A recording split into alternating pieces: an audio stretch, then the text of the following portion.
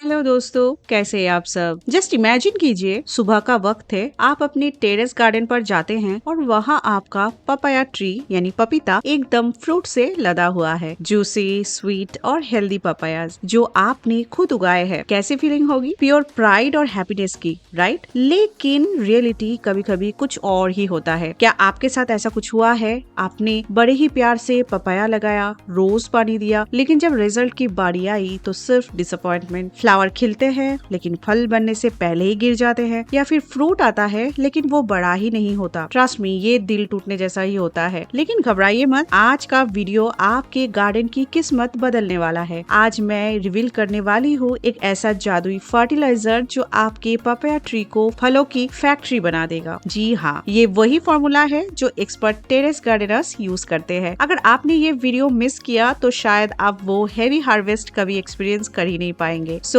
चिपक के बैठिए, क्योंकि हम शुरू करने वाले हैं ऑपरेशन पपाया ओवरलोड। वीडियो शुरू करने से पहले अगर आप नए हो हमारे चैनल में तो सब्सक्राइब जरूर कर लेना ऐसे ही इन्फॉर्मेटिव वीडियोस देखने के लिए, और वीडियो को एक लाइक कर देना ताकि हमें मोटिवेशन भी मिलती रहे आपके लिए ऐसी वीडियोस लेके आने के लिए। तो सबसे पहले एक बेसिक बात समझते हैं। हम अक्सर सोचते हैं कि अरे बस पानी दे दिया और धूप मिल गई काफी है। गलत। पपाया एक हेवी फीडर प्लांट है। इसका मतलब समझते हैं, इसे भूख लगती है, बहुत तेज भूख। जब ये बड़ा हो रहा होता है और फ्रूट्स प्रोड्यूस करने वाला होता है, इसे स्पेसिफिक न्यूट्रिएंट्स की जरूरत होती है। अगर आपने वो न्यूट्रिएंट्स नहीं दिए तो प्लांट सर्वाइवल मोड पे चला जाएगा और फ्रूट्स ड्रॉप कर देगा। मेरे खुद के एक्सपीरियंस से बोल रही हूँ। मैंने अपनी टेरेस पर 24 बाई 24 इंच के ग्रो बैग्स में पपाया ट्री लगाई है। हाइट ऑलमोस्ट 5 फीट है और अब उनमें फ्रूट्स बनने लगे हैं। इस स्टेज पर प्लांट चिल्ला चिल्ला कर यही कह रहा होता है कि मुझे खाना दो। लेकिन सवाल ये आता है कि क्या खाना दे? सिर्फ गोबर की खाद? नहीं। सिर्फ केमिकल्स? बिल्कुल नहीं। हमें चाहिए एक बैलेंस्ड ऑर्गेनिक डाइट, एक ऐसा मिक्सचर जो फास्फोरस रिच हो ताकि रूट स्ट्रॉन्ग हो और फ्रूटिंग जबरदस्त हो। वेट, अगर आप सोच रहे हैं कि यार मार्केट से कोई भी पैकेट लाके डाल देते हैं, कौन इतनी मेहनत करेगा मिक्स बनाने में, तो प्लीज ये वीडियो अभी बंद कर दीजिए। जस्ट किडिंग, मत बंद करना। लेकिन सच में गार्डनिंग में शॉर्टकट्स अक्सर लॉन्ग डिसअपॉइंट्स में बदल जाते हैं। हम यहाँ लेजी गार्डनर नहीं, स्मार्ट गार्डनिंग करने आए हैं। जो मिक्सचर मैं अभी आपको बताने वाली हूँ वो बनाना उतना ही आसान है जितना मैगी बनाना। बस 2 मिनट तो नहीं, थोड़ा ज्यादा वक्त लगेगा, बट रिजल्ट 100 गुना बेहतर होगा। तो चलिए बनाते हैं वो मैजिक पोशन। इसके लिए हमें 4 मेन चीज की जरूरत है। ये कॉम्बो मिक्स हम अलग अलग फर्टिलाइजर्स को मिलाकर बनाएंगे। ध्यान से सुनिए, हर इंग्रेडिएंट्स का अपना एक रोल है, कोई भी स्किप मत करना। तो इंग्रेडिएंट नंबर 1, सबसे पहले तो बेस के लिए हम लेंगे वर्मी कंपोस्ट। ये सॉइल को न्यूट्रिशन देता है और टेक्सचर इंप्रूव करता है। मान लीजिए 250 ग्राम्स का आप ले रहे हैं वर्मी कंपोस्ट। मेक श्योर करिए कि ये अच्छी क्वालिटी का हो, ब्लैक गोल्ड जैसा दिखे। इंग्रेडिएंट नंबर 2, नीम खली। अब आती है बात सुरक्षा की। हम मिलाएंगे नीम केक पाउडर। इसका क्वांटिटी होगा अप्रोक्सीमेटली 50 to 100 ग्राम्स, जस्ट एक मुट्ठी भर। क्यों जरूरी है ये? क्योंकि ये आपके प्लांट का बॉडीगार्ड है। ये सॉइल में डिजीज, फंगस और निमाटोड्स जो रूट्स को खा जाते हैं उनसे लड़ता है।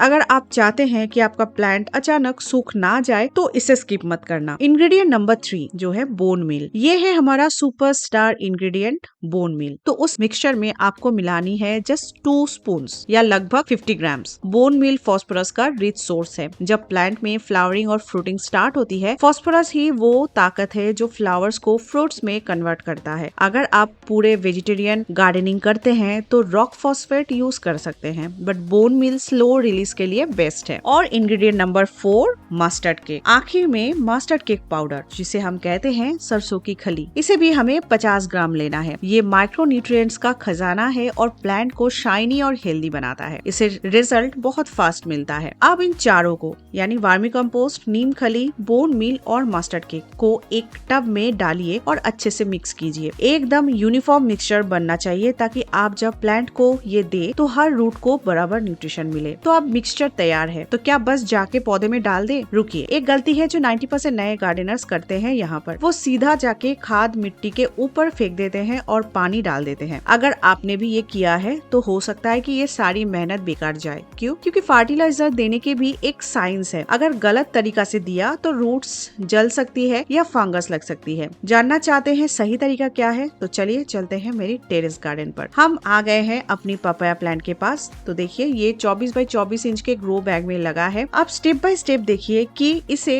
फीड कैसे करना है। तो सबसे पहले चेक करिए कि मिट्टी सूखी होनी चाहिए। गीली मिट्टी में कभी भी हेवी फर्टिलाइजर मत दीजिए, इससे फंगस का डर रहता है। तो स्टेप 2 में आप करिए गुड़ाई। अब एक टूल लीजिए और हल्के हाथों से स्टेम के आसपास की मिट्टी को गुड़ाई कीजिए। पपाया की रूट्स ऊपर ही होते हैं, तो डीप मत खोदिए, वरना रूट्स डैमेज हो जाएंगे और प्लांट शॉक में चला जाएगा। बस ऊपर की 1 से 2 इंच सॉइल लूज करनी है। स्टेप 3 में आपको मिल सर्व करना है, यानी 500 ग्राम्स का जो मिक्सचर आपने बनाया वो एक बड़े 24 इंच के ग्रो बैग के लिए सफिशिएंट है। अगर आपका पॉट छोटा है, 12 से 15 इंच मान लीजिए, तो क्वांटिटी 100 to 200 ग्राम ही रखिए। इस मिक्सचर को स्टेम से थोड़ा दूर रिम के आसपास सर्कुलर मोशन में फैला दे, बिल्कुल स्टेम से चिपका कर मत दीजिए। और स्टेप 4 में खाद डालने के बाद उसे वापस मिट्टी से कवर कर दे या मिट्टी में मिक्स कर दे, खुला मत छोड़िए ऐसे ही। और स्टेप 5 होगा वाटरिंग। और फाइनली भरपूर पानी दीजिए, इतना पानी कि फर्टिलाइजर डिसॉल्व होकर रूट्स तक पहुंच जाए। सोच रहे होंगे ये सब तो ठीक है, पर इससे होगा क्या? तो देखिए, मैजिक तो यहाँ पर है। वर्मी कंपोस्ट इंस्टेंट एनर्जी देगा, बोन मील स्लो रिलीज है, ये अगले 1 से 2 महीने तक धीरे धीरे फास्फोरस रिलीज करेगा, जो फ्रूट्स का साइज बड़ा करेगा और उन्हें जल्दी पकने में भी मदद करेगा। नीम खली मिट्टी को क्लीन रखेगी, मस्टर्ड के फ्रूट्स में मिठास और शाइनिंग लाएगा। ये कॉम्बो एक कंप्लीट मील है। इसके बाद आप देखेंगे कि जो फ्रूट्स पहले छोटे हो रहे थे वो अब बड़े साइज के होंगे और जल्दी पकने लगेंगे। सिर्फ खाद से काम नहीं चलेगा दोस्तों, 2-3 छोटी बातें और आपको ध्यान रखना है। एक तो है सनलाइट की, पपाया को फुल सनलाइट चाहिए, इसे छाए में तो मत रखिए। और दूसरी है वाटरिंग। पपाया को वेट फीट बिल्कुल पसंद नहीं है, मतलब पानी रुकना नहीं चाहिए। मिट्टी मॉइस्ट रखिए पर कीचड़ ना बनाए। ओवर वाटरिंग से पपाया सबसे जल्दी मरता है रूट रॉट से। और तीसरी चीज है रेगुलर फीडिंग करते रहना। ये मिक्सचर जो आपने अभी बनाया, इस वीडियो में सीखा, ये आपको हर 25 से 30 दिन में एक बार रिपीट करना ही है जब तक फ्रूटिंग चल रही है। तो दोस्तों, गार्डनिंग सिर्फ फल उगाना नहीं है, ये एक पेशेंस और केयर का गेम है। जब आप अपने हाथ से उगाया हुआ पहला पपाया तोड़ेंगे और उसका स्वाद लेंगे, वो मार्केट से भी कई गुना ज्यादा बेहतर होगा। ट्रस्ट मी, मैंने आज जो आपको बताया है ये मेरी पर्सनल सीक्रेट है जो मैं अपनी टेरेस गार्डन पर यूज करती हूँ। आप इसे ट्राई कीजिए और मुझे रिजल्ट जरूर बताइए। अगर आपको ये वीडियो हेल्पफुल लगा तो लाइक बटन प्रेस करके मेरी मेहनत को अप्रिशिएट जरूर करें। और हाँ, अगर आपने अभी तक सब्सक्राइब नहीं किया है तो आप हमारे चैनल को सब्सक्राइब जरूर करें। तो मिलते हैं ऐसे ही एक और इन्फॉर्मेटिव वीडियो के साथ। तब तक आप हमें कमेंट कर सकते हैं कि आपके गार्डन में अभी कौन सा फ्रूट प्लांट लगा है, और अगर आपके मन में कोई दूसरा सवाल भी है वो भी पूछ सकते हैं। तो मिलते हैं अगले वीडियो में, तब तक के लिए आप स्वस्थ रहे, खुश रहे।